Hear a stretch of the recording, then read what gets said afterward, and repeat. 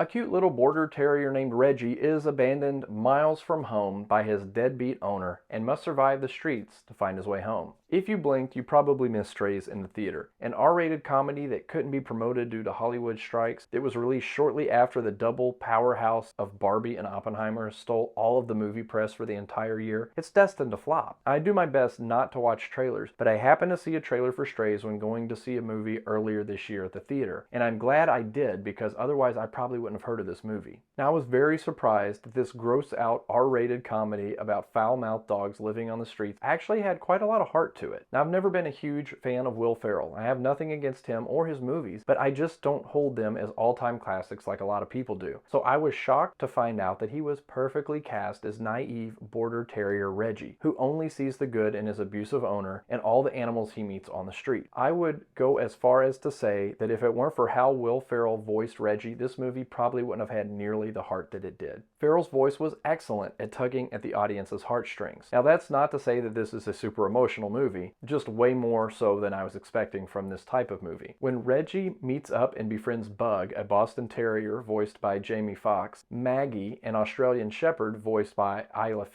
and Hunter, a Great Dane voiced by Randall, the story really gets going. The jokes are all pretty straightforward and they're mostly predictable, as is the story. There aren't any real surprises in the formula, but the voice acting is pretty good and the vulgarity of the humor is so much more over the top than I was expecting. Strays is definitely not a kid's movie. Now, the thing that really sets it apart from other movies starring animals is that other than moving the dogs' mouths to form the words they are saying, very little CGI was used. And you can tell these are real dogs. That single fact makes this movie so much better than it should have been. The Australian Shepherd talking CGI wasn't that great, but everything else looked surprisingly natural. And other than the language and content, this plays out a lot like Homeward Bound. There's some animals that are working together to achieve a goal and get back home. Now, Strays is not going to win any awards, and it may even be forgotten in a year or two due to the bad timing of its release, but I still enjoyed watching it. Now, this isn't the type of movie that is supposed to make you tear up, but there are some really cute parts, and seeing the real animals do real tricks throughout the movie makes it worth checking out.